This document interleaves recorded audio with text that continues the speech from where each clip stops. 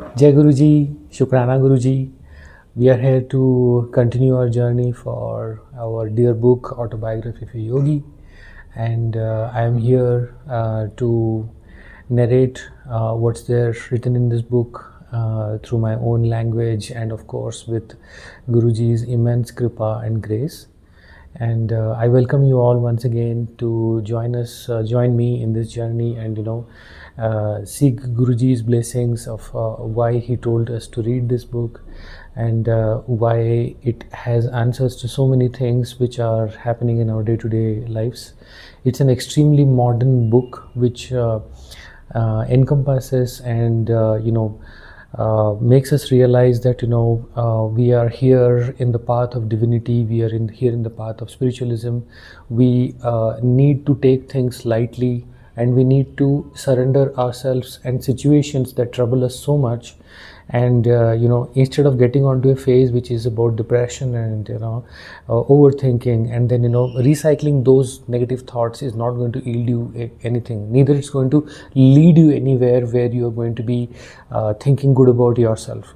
So I think the first instant when we start getting negative thoughts is to start thinking that अगर मेरे पास गुरुजी हैं जो कि हैं हमेशा से ही हैं, then why do I need to even respond to that email? Why do I need to respond to that uncanny ping on on your whichever network of chatting that you have in office? Or why do I need to even respond to a gossip which is not leading me to a path towards Guruji? So I think every Sangat has got a personal responsibility to adhere to these rules, that no ABC, okay, no abuse, no blame, and no criticize, no ninda chugli, and always keep reciting mantra jap, and that's the only trick and the only secret to which will actually propel you out of darkness towards our beloved Guru. So itna kehte hue, let us start today's sequence of events. Om Namah Shivaya, Shivji Sada Sahai. Om Namah Shivaya, Guruji Sada Sahai. So you can see this beautiful Swaroop of Guruji, which is इतना bless करते हैं हम लोगों को कि हमें पता ही नहीं है कि कौन से कष्ट और कौन से एलिमेंट्स कट ही गए हैं, तो that we were never even aware about. So इतना बोल के जय गुरुजी, शुक्राना गुरुजी. So today we are going to go through chapter number 22, which is the heart of a stone image. बहुत ही interesting chapter है ये, because it is about how Yoganandaji gets to experience the Divine Mother. Okay, and before we begin, I would like to show a picture which is on page number 219. It's about Self-Realization Church of All Religions in San Diego, California. It's a picture which is shown here, and let us begin. Okay, chapter number 22, the heart of a stone image. As a loyal Hindu wife, I do not wish to complain of my husband, but I yearn to see him turn from his materialistic views. He delights in ridiculing the pictures of saints in my meditation room. Dear brother, I have deep faith that you can help him. Will you? Okay, ये योगानंदा की sister Yogananda ji को बोल रही है. My eldest sister Roma gazed beseechingly at me. I was paying a short visit at her Calcutta home on Girish Vidyaratna Lane. Her plea touched me, for she had exercised a profound spiritual influence over my early life, and had lovingly tried to fill the void left in the family circle by mother's death. Beloved sister, of course I will do anything I can. I smiled, eager to lift the gloom plainly visible on her face, in contrast to her usual calm and cheerful expression. Roma and I sat a while in silent prayer for guidance. A year earlier, my sister had asked me to initiate her into Kriya Yoga, in which she was making notable progress. An inspiration seized me. Tomorrow, I said, I am going to the Dakshineswar Temple. Please come with me and persuade your husband to accompany us. I feel that in the vibrations of that holy place, Divine Mother will touch his heart, but don't disclose our object in wanting him to go. Sister agreed, hopefully. Very early the next morning, I was pleased to find that Roma and her husband were in readiness for the trip. As our hackney carriage rattled along the upper circular road toward Dakshineswar, my brother-in-law, Satish Chandra Bose, amused himself by deriding spiritual gurus of the past, present, and future. तो यहाँ पे page number 220 में there's a picture of Yogananda ji with his two sisters Roma and Nalini, and then the sister Uma as a young girl. The photos are shown on this page, okay, and I noticed that Roma was quietly weeping. Okay, sister, cheer up, I whispered. Don't give up. Don't give your husband the satisfaction of believing that we take his mockery seriously. Mukunda, how can you admire worthless humbugs? Satish was saying. A sadhu whose very appearance is repulsive. He is either he is either as thin as a skeleton or as unholily fat as an elephant. I shouted with laughter. My good-natured reaction was annoying to Satish. He retired into sullen silence. As our cab entered the Dakshineswar grounds, he grinned sarcastically. This excursion, I suppose, is a scheme to reform me. As I turned away without reply, he caught my arm. Young Mr. Monk, he said, don't forget to make proper arrangements with the temple authorities to provide for our noon meal. I am going to meditate now. Do not worry about your lunch, I replied sharply. Divine Mother will look after it. I don't trust Divine Mother to do a single thing for me, but I do hold you responsible for my food. Satish's tones were threatening. I proceeded alone to the colonnaded hall which fronts the large temple of Kali or Mother Nature. Selecting a shady spot near one of the pillars, I arranged my body in the lotus posture. Although it was only about 7 o'clock, the morning sun would soon be oppressive. The world receded, and as I became devotionally entranced, my mind was concentrated on Goddess Kali, whose image at Dakshineswar had been the special object of adoration by the great master Sri Ramakrishna Paramahansa. In answer to his anguished demands, the stone image of this very temple had often taken a living form and conversed with him. Silent Mother, with stony heart, I prayed, thou becamest filled with life at the request of thy beloved devotee Ramakrishna. Why dost thou not also heed the wails of this yearning son of thine? My aspiring zeal increased boundlessly, accompanied by a divine peace. Yet, when 5 hours had passed, and the goddess whom I was inwardly visualizing had made no response, I felt slightly disheartened. Sometimes it is a test by God to delay the fulfillment of prayers. You can relate it being a Sangat, that sometimes things when they get delayed, don't get impatient, because Guruji knows exactly what's the exact time when you need exactly what. So, but he eventually appears to the persistent devotee in whatever form he holds dear. A devout Christian sees Jesus, a Hindu beholds Krishna, or a goddess or the goddess Kali, or an expanding light in if his worship takes an impersonal turn. Reluctantly, I opened my eyes and saw that the temple doors were being locked by a priest, in conformance with the noon hour custom. I rose from my secluded seat under the open roofed hall and stepped into the courtyard.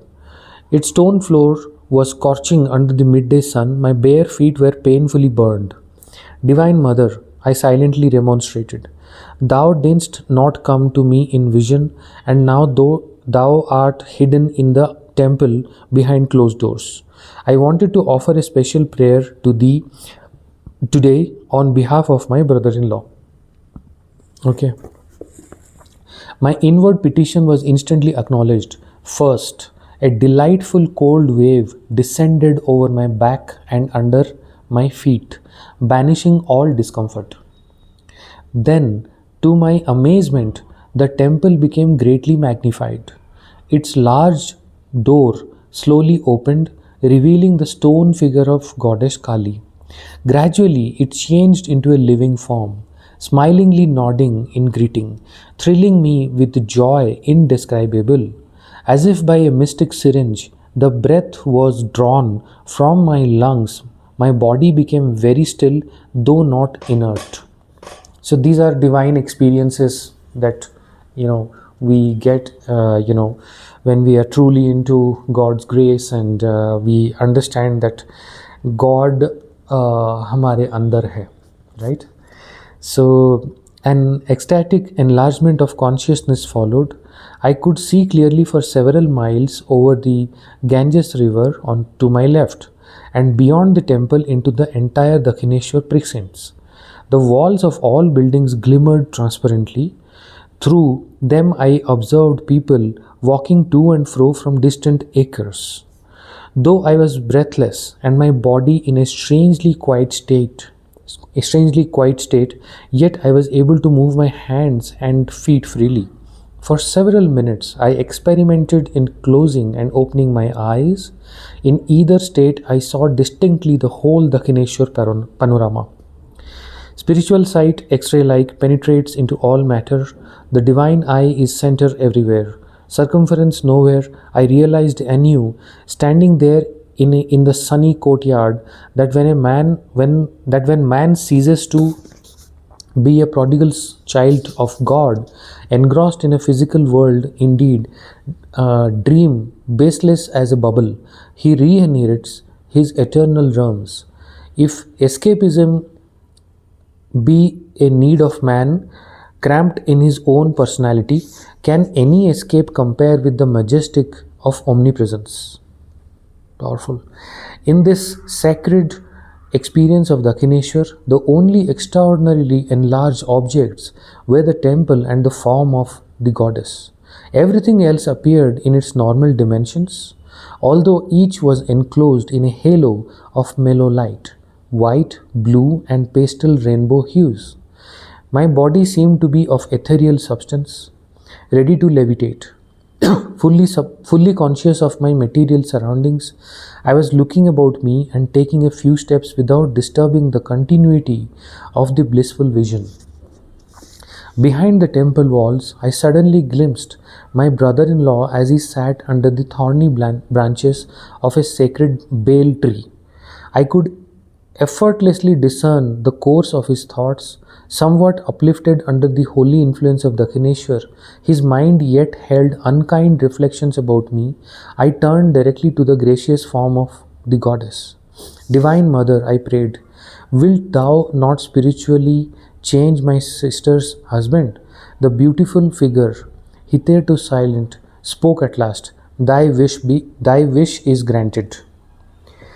Exactly how Guruji says, Kalyan Kita, right?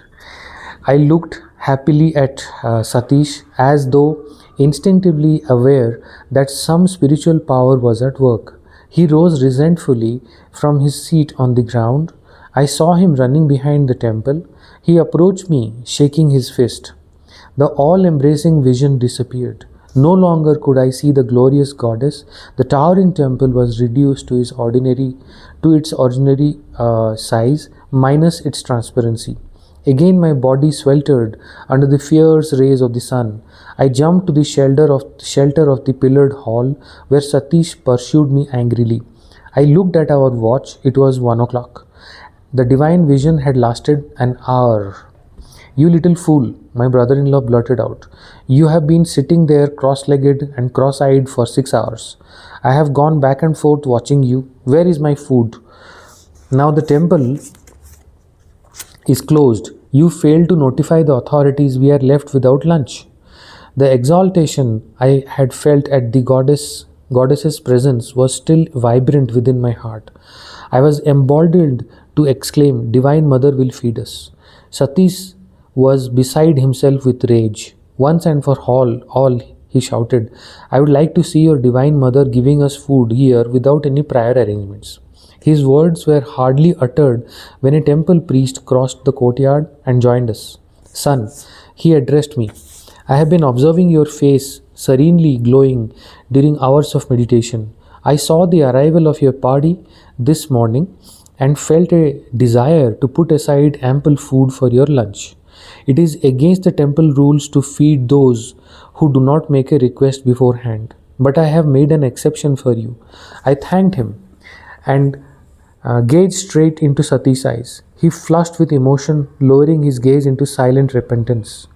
When we were served a lavish meal, including out of season mangoes, I noticed that my brother in law's appetite was meager. He was bewildered, diving deep into the ocean of thought. On the return journey to Calcutta, Satish, with softened expression, occasionally glanced at me pleadingly, but he did not speak a single word after the moment the priest had appeared to invite us to lunch, as though in direct answer to Satish's challenge. The following afternoon, I visited my sister at her home. She greeted me affectionately. "Dear brother," she cried, "what a miracle! Last evening, my husband wept openly before me. Beloved Devi," he said, "I am happy beyond expression that this reforming scheme of your brother's has wrought a transformation. I am going to undo every wrong I have done you. From tonight, we will use our large bedroom only as a place of worship. Your small meditation room shall be changed into our sleeping quarters. I am sincerely sorry that I have ridiculed your brother. For the shameful way I have been acting, I will punish myself by not talking to Mukunda until I have progressed in the spiritual path. Deeply I will seek the Divine Mother from here on. Someday I must surely find her." Years later, I visited my brother-in-law in Delhi. I was overjoyed to perceive that he had developed highly in self-realization and had been blessed by the vision of Divine Mother. During my stay with him, I noticed with Satish that Satish secretly spent the greater part of every night in divine meditation, though he was suffering from a serious ailment and was engaged during the day at his office. The thought came to me that my brother-in-law's lifespan would not be a long one. Roma must have read my mind. "Dear brother," she said, "I am well and my husband is sick. Nevertheless, I want you to know that as a beloved Hindu wife, I am going to be the first one to die. It won't be long now before I pass on." Taken aback at her ominous words, I yet realized their sting of truth. I was in America when my sister died about a year after her prediction. My youngest brother, uh, Vishnu, later gave me the details. Roma and Satish were in Calcutta at the time of her death, Vishnu told me. That morning she dressed herself in her bridal finery. "Why this special costume?" Satish inquired. "This is my last day of service to you on earth," Roma replied. A short time later, she had a heart attack. As her son was rushing out for aid, she said, "Son, do not leave me. It is no use. I shall be gone before a doctor could arrive." 10 minutes later, holding the feet of her husband in reverence, Roma consciously left her body happily and without suffering. Satish became very reclusive after his wife's death. Vishnu continued one day, and I were looking at a large smiling photograph of Roma. "Why do you smile?" Satish suddenly exclaimed, as though his wife were present. "You think you are clever in arranging to go before me. I shall prove that you cannot long remain away from me. Soon I shall join you." Although at this time Satish had fully recovered from his sickness and was enjoying excellent health, he died without apparent cause shortly after his strange remark before the photograph. Thus prophetically passed my dearly beloved eldest sister Roma and her husband Satish, who had changed at Dakshineswar from an ordinary worldly man to a silent saint. So this completes chapter number 22, which is which we just now completed. This, the heart of a stone image. In this, what we learn here is that God has immense ways of blessing us and giving us the visions and making us realize that time, space, and all the things that we are taught in physics and all these things do not stand a chance when the Creator Himself has decided to bless you with His own with His own eyes. And here there is a mention about something called the cosmic eye, wherein the divine actually once they see that ye meri true sangat hai, and if they try to see that that this is the person who is actually surrendered to me, everything, every single thing the person has surrendered to me, and then the divine smiles and says that kalyan kita. गुरुजी हमारे इतने प्यारे हैं कि हमें तो बिना ढूंढे ही गुरुजी मिल गए, एंड ऐसे मिले हैं कि वो हमें छोड़ के कहीं नहीं जाएंगे. तो हमारा ये मॉरल रिस्पॉन्सिबिलिटी बनता है कि हम ना गुरुजी के रिलेटेड थोड़ा थोड़ा, मतलब आप ये सोचिए कि आप गुरुजी बोलते हैं कि 90% of your pain is mind and only 10% is all you have to bear, right. तो अगर हम लोगों को वो 10% भी बियर, मतलब कभी कभी तो उतना भी बियर नहीं करना पड़ता इन माई ओपिनियन, एंड बिकॉज हमें पता ही नहीं है कि वो 90% है क्या. That is the reality behind things. The way how Guruji makes sure that you never get to know how much of pain has been already avoided, and how much of, even मैं अभी बात कर रहा हूँ, हो सकता है आप में से कुछ को you may have some issues or diseases or some personal problems, okay, but the moment Guruji looks at you in this smiling way, he has already blessed you. So I would only say that make sure that you are true to your Guru by following no ABC, and please make sure that गुरुजी के गुणगान करना कभी ना भूले. गुरुजी के बारे में लोगों को बताइए, संगत हो, नॉन संगत हो, कुछ भी, ओके, बिकॉज गुरुजी को देने के लिए आपके पास कुछ भी नहीं है एक्सेप्ट प्यार. वो इतने प्यारे और भोले हैं हमारे महाशिव, उनको सिर्फ और सिर्फ प्यार चाहिए, आपका डेडिकेशन, आपका श्रद्धा. That's all he needs from अस.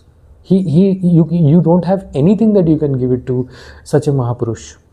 तो हमारे सदगुरु की सेवा करना, दरबार की सेवा अगर आपको मिलती है, आपको अगर कहीं सत्संग में जाते हो, आपको कुछ let's say that you are getting a सेवा कि आपको लंगर सर्व करना है, कलेक्शन करना है, आपको जोड़ों की सेवा करनी है, जो भी है, ये आप ये मत समझना कि कोई होस्ट है उन्होंने आपको दे दी ये सेवा. नहीं, गुरुजी has selected you specifically for that सेवा. तो with humbleness and saying to yourself कि गुरुजी मुझे बदले में कुछ नहीं चाहिए, मुझे सिर्फ आपके कमल चरण, आपके चरणों में रहना है बस, और कुछ मत मांगना गुरुजी से. गुरुजी से अरदास करने की भी क्या ज़रूरत है, because Guruji knows in and out of everything. तो मतलब आई नो इट्स डिफ़िकल्ट कि आप अरदास ना ही करें, but at the same time अगर आपको इस चीज़ में विश्वास है कि जो आपका पास्ट, प्रेजेंट और फ्यूचर जानता है, उनको तो ये भी पता है कि आप अरदास कब करने वाले हो.